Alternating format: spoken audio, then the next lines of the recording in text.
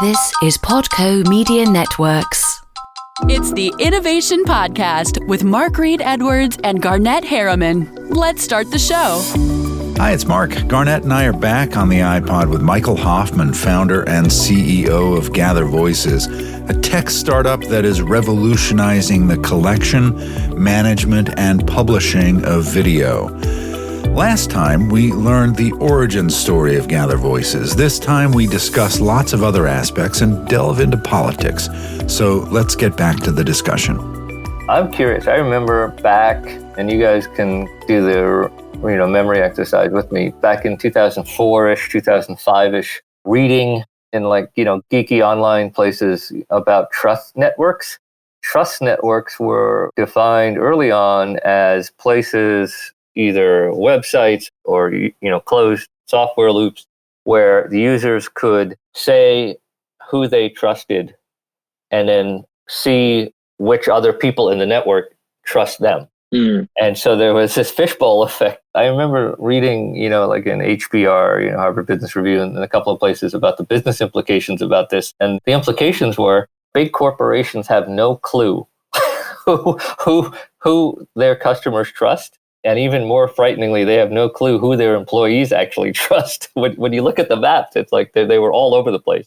The guy in the IT department trusted someone in the HR department of another firm, and so on and so forth. There was very little rhyme or reason. But once you knew who was related, as it were, right, who was connected because of that trust, and you found the nodes of mutual trust, then powerful inferences could be made, right? You would start to see that they were working more closely together, working more effectively together, taking fewer days off. And in situations where someone was working with someone that they didn't trust, it was the exact opposite, right? They were always looking for a way out, a sick day or a vacation day or whatever. Their work was consistently late, all sorts of stuff. Yeah, that's interesting. And I feel like video and decentralizing video to talk about, why someone likes an event or likes a brand or likes a service, that is an explicit offshoot of trust networks, because people are voting with their video about what they trust and what they see as authentic. Yeah, no, I think that's right. And I think, it's interesting because a lot of the pioneering things on the internet are built around this idea of trust networks, right? Like eBay, the idea of these anonymous sellers, but then having ratings, or, you think about all the different things where people are rating their experience and how important that is. But that's right. I think the companies are still not totally getting that.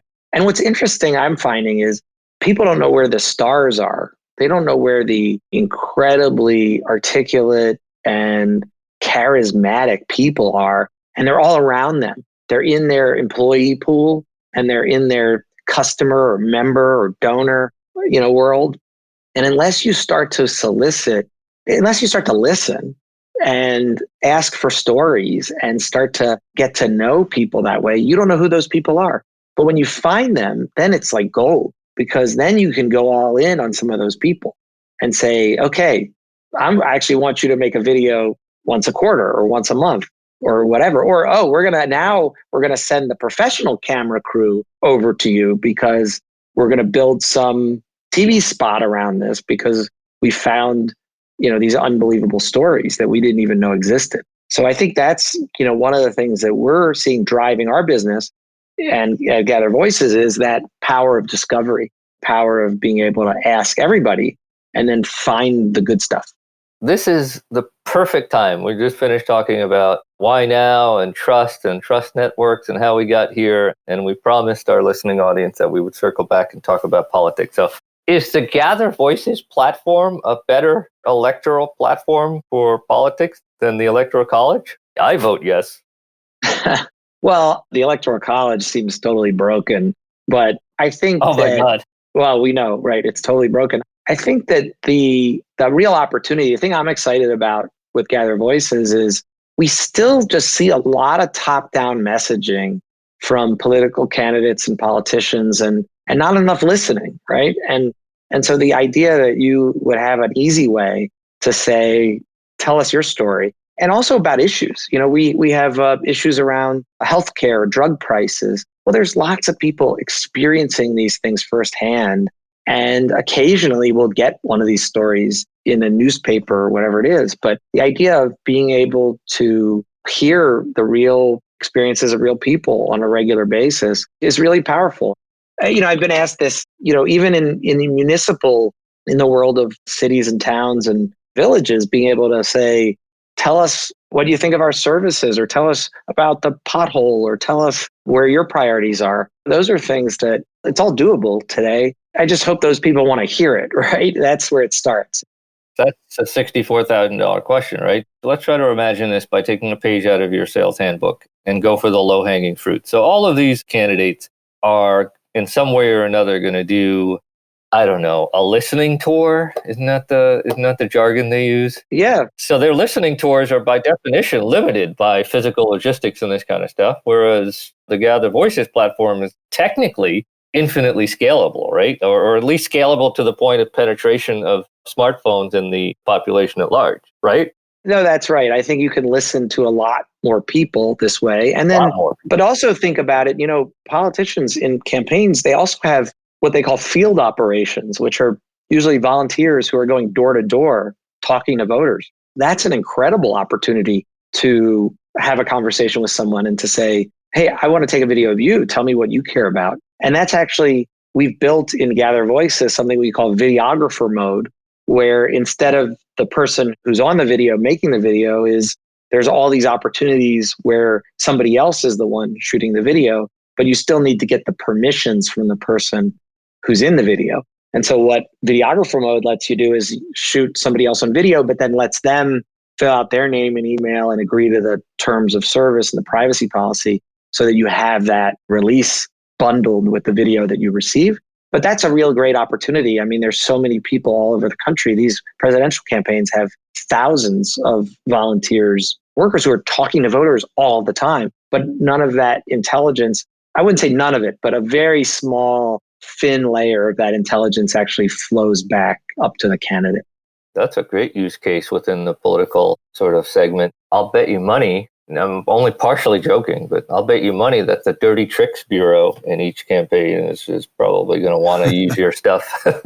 Yeah, it's interesting. I think there's, speaking of trust, I think it'd be hard for a group, in Moscow or St. Petersburg there's a reason that they don't do video much, because they're trying to fake you out, and that's a little harder. Though technology, as we've all seen, there's new technology that can create video that never existed, that's just created by the computer. And there's a lot of companies, all the news operations are scared of that as well. So there's an arms race. There's a big effort going on to say, we need tools that would let us say that this video is authentic. And that's actually something that we've thought about and working on, where we would, because we are an end-to-end platform, because you can collect video on our platform and publish it through our platform, the idea of being able to authenticate that video and say, I know where that video was made. I know on what device. I know a lot about the metadata around that video. And we're going to create some kind of trust seal or some kind of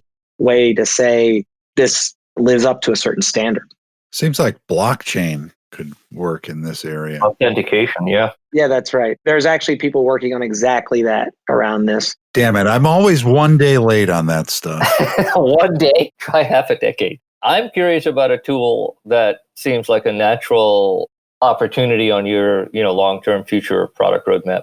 So when you visualize a world where there are many, many industries, many markets, many segments using the Gather Voices platform, which I think you guys are doing a great job moving towards over time. Let's assume organization A or political campaign B or whatever succeeds in gathering a very, very high volume, thousands, tens of thousands of hours, I guess, of user submitted video. Is there a need for like a high volume processing analytical tool, an AI driven, highly scalable tool for extracting intelligence from either the metadata or the, using machine vision stuff from the visuals themselves? Yeah, I think there is. There's absolutely that. And there are some tools already, that we're starting to play with to do some of that, and those will evolve. But absolutely. And so to just think about it, the AI can do a few things. One is it's very easy to listen to what's being said in the video and pull out keywords. So you could find things, and we can do that today on our platform because we have automatic captioning. And so you can search for keywords in an existing video set and just see there. But the AI can also do, is it likely that this is a man or a woman in this video? Is it likely that they're old or that they're young? Is it likely that they're showing positive emotions or negative emotions? And then there's all kinds of object recognition that already exists. So is it outside? Is it inside? Are these things in the video or not? And so being able to say, I want to see only the high quality videos, and we can define that by the sound quality or by the view that are positive emotionally, that talk about these keywords. So that's an example of saying, I get all these videos, but I want a subset that has these characteristics. I think it's not long before we'll have some of that, and I think that will develop. But absolutely, there needs to be tools that will be able to read the video in a way that video hasn't been able to be read before. But those are coming, and that makes the volume even more important, right? It makes it more important and more useful to be collecting a lot more video content when you don't have to manually decide which of those things are worthy. This is getting really fascinating because, we're talking about scenarios in corporate America and politics and a few other places that are historically high volume consumers of professional video. And I'm curious how high-priced, expensive professional videographers react to your product. Is traditional video production and all of the economics, is that doomed in the age of Gather Voices? I don't think so. I mean, I really think of it more like a pyramid, where you have all this foundational content, which has to be high velocity and high volume and stuff that you're using every day. And then you really double down on the good people and stories, and the professionals do a really good job of that. So you have a few of those things that you spend more money on. I don't think it's doomed. I think things are just shifting. And what we found is in our clients' world, when we first started selling, we thought, oh, these video people are going to hate this, right? Because it's going to take their job or something like that. That's not true at all. They are so overloaded. If an organization is large enough to have an in-house video person, they're given 100 times the amount of things to do than they have time to do, because nobody realizes how long it takes to edit something. That it'll take a whole day to edit some short video. Nobody realizes that, or 2 days even, or 3 days. So those folks, when they see that there's a whole subset of stuff that they're being asked to do that could be done differently and more quickly, they're all in on that. And so we've really seen those people as champion of us. And then in the outside, in the world of professional production companies and agencies and things like that, they also see that they have an opportunity to add a new product to their mix, to add something that is, again, more authentic and more nimble, and then even use it for things like pre-production. You ask any professional video editor or a producer, and they'll say, yeah, we traveled to this person's house to do this interview, and they were terrible, and their house was terrible. It wasn't well lit, and they were wooden and whatever. And so using our tool set as a pre-production, that's where the story collection goes. Who's really good on camera? Well, I'm going to actually make you do this before. I'm going to have you practice answering the questions we're going to ask before we go there, so that our professional production will actually be more efficient and better. So I don't think it's doomed. And I think that, we see the world of these professional producers and editors as real partners for us. That makes a lot of sense. One of the GWiz features on the platform is captioning, automatic captioning. We touched on it earlier, and I made a connection in my head, but I'm curious why other people think the captioning piece is so important today.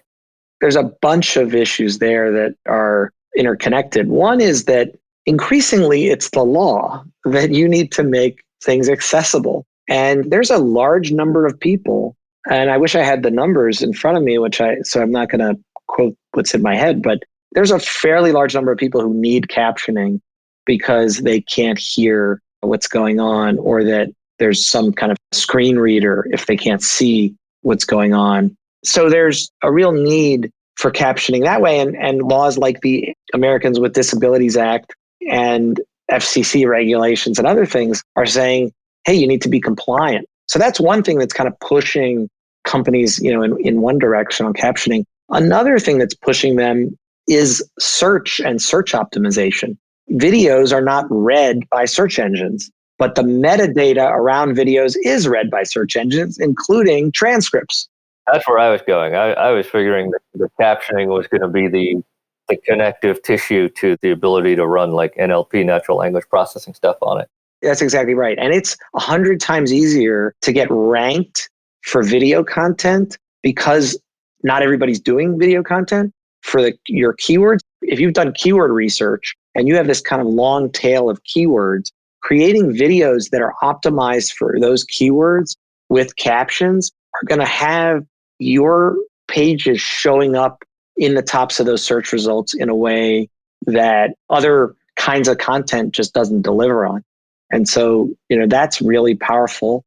The third thing is just an increasing amount of diversity and globalization. And that's where the multilingual captioning comes in.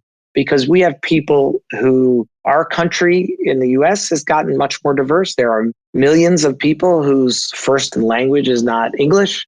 And people respond to things differently when it's in their native language. And they can articulate things differently when they're asked to do it in their native language. So even if they're proficient in English, allowing someone to talk about something or an experience in their own language is really powerful. And so to be able to have video from any language to any language, which is actually the tagline of this company called .sub, which is a partner of ours. It's a tech company in New York that really is all about from any language to any language that we're integrating with Gather Voices, because that's another reason that captions are really important.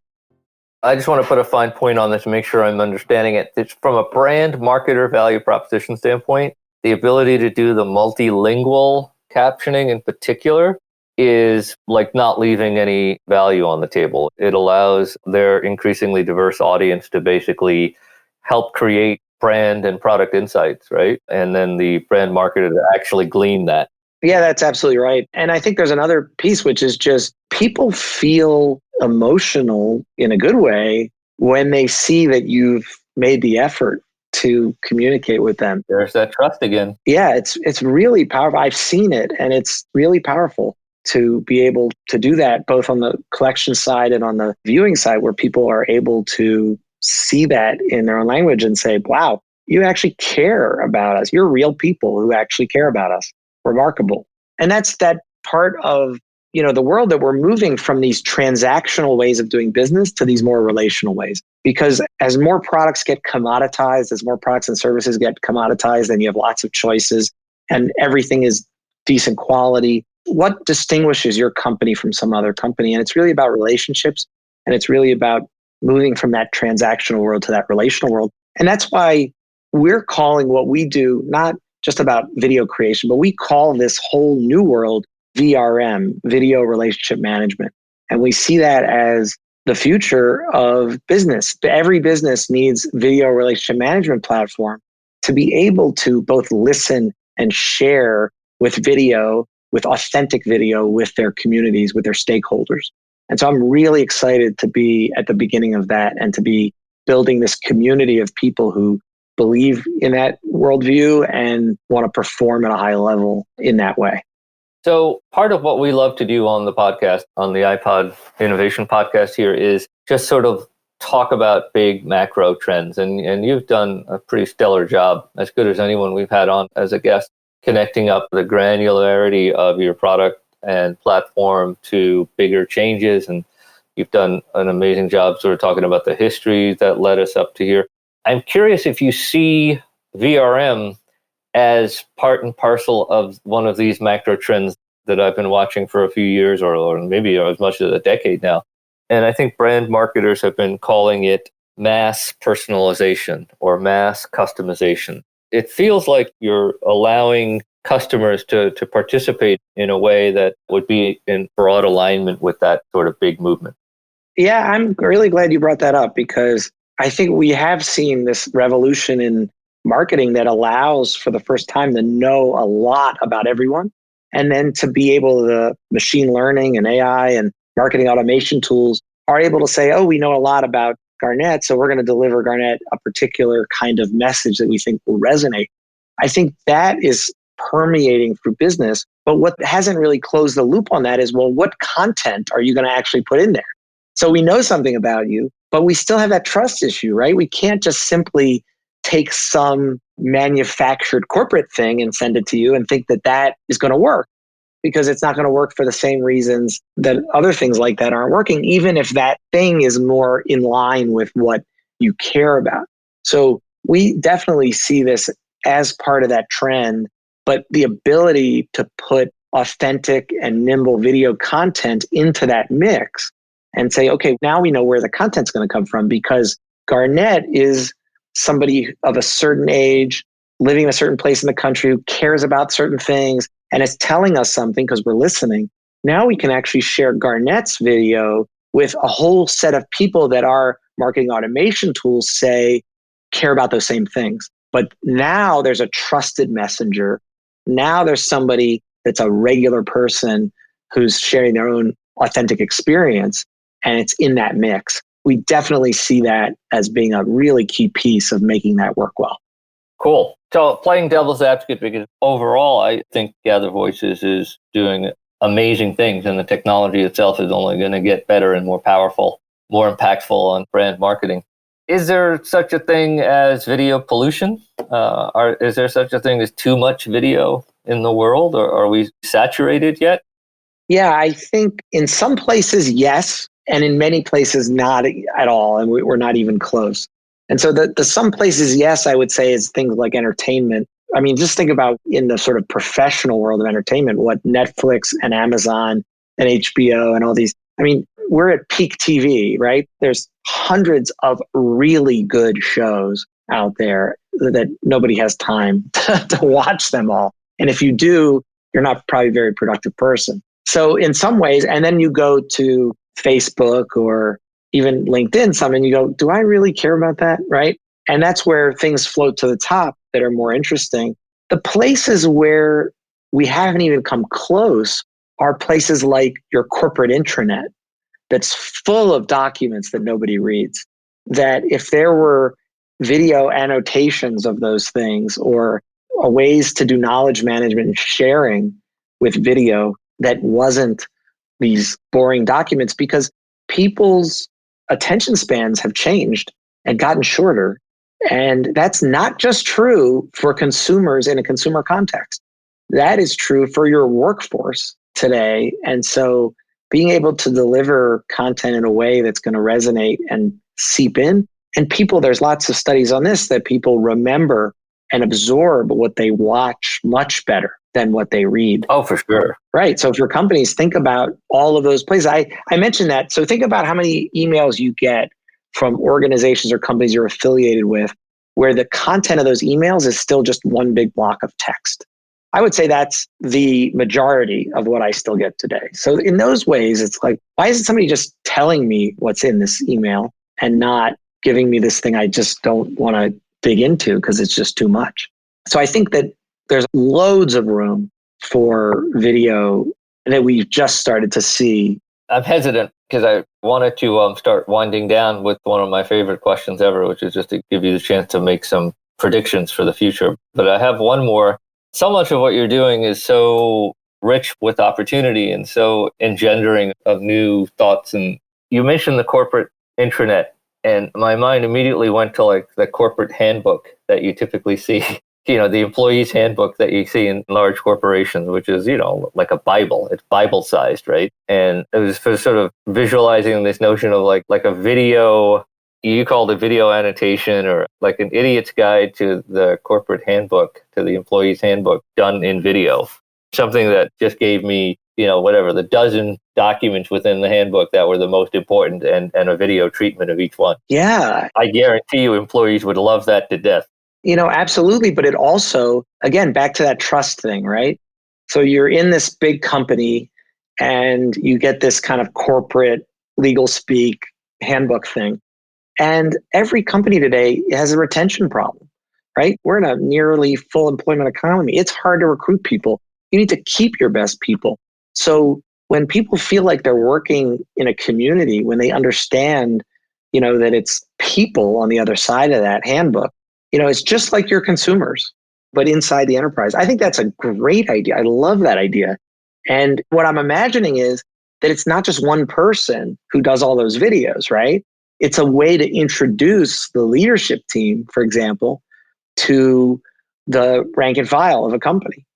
So where they can introduce themselves, be kind of relaxed and casual, and people feel like, oh, they feel like they know you. When you watch somebody in video like that, you feel like, oh, I feel connected to them. Yeah, that's a good spin, actually. Get the senior execs to divvy up the labor, different people talking about different key docs, and they get humanized to the rank and file.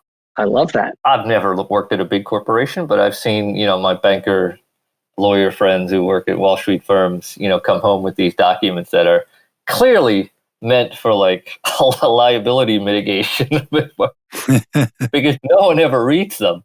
But the act of the HR guy or gal disseminating it to a new employee, like somehow reduces the liability that any corporation would go through. And no one ever looks inside. Yeah, no, that's right. Let's do the prediction. I love talking to people who have lived a bit and have views on where the big picture stuff is headed. And it can be as big picture or as little picture. The Bears are going to win the Super Bowl, or the Ukraine is going to take over Russia, which... That ain't happening. Yeah, that ain't happening anytime soon. Give us your predictions, things that you see coming down the pike. Social, economic, political, football, your call. Sure. Well, I'm just thinking about this on the spot, but I do feel like the last few years and the next year or so has just made so many people in our country feel, there's so much division and polarization and all of that stuff. But I think there's a lot of people who really want to go the other way, who want to meet their neighbors and become good citizens and care about each other. So I think we're going to see a swing back in that direction, right? Where we will once again marginalize the white supremacists and racists, and we'll marginalize hate speech and those things, as opposed to bringing it front and center. And to me, that's also part of a swing from all of this big data, AI, all this stuff, which is here to stay. So I'm not saying it's not, but at Gather Voices, we really think of it as like team human, that people is really what powers all of this. It's really what powers business. It's really what creates relationships. So I think part of that swing is also going to be a swing towards how do we act even online, even remotely, even in marketing, even with our employees. How do we lift up that humanness that connects people to each other? Well, I really love that, actually. So elevating the human voice in ways that haven't been done before. That's pretty cool. That's a great place to wind up. Mark, do you have any last minute questions? I think it's a great kind of view into the way humans interact using video rather than blocks of text. And that's what's exciting about it. Definitely. So our guest for this hour of conversation that's gone by so quickly is Michael Hoffman, who is a professor, agency owner, teacher, creative technologist, and startup entrepreneur in a very cool company called Gather Voices. I think where I want to leave it is that maybe the most defining thing about Michael is that he's a believer in team human. That is some marketing gold there, my friend Michael. Thank you so much for joining us. Thank you, Garnet. Mark, thank you for having me. Thank you. Thanks for joining Garnet and Mark on the Innovation Podcast. Visit theinnovationpodcast.co to subscribe and listen to other episodes.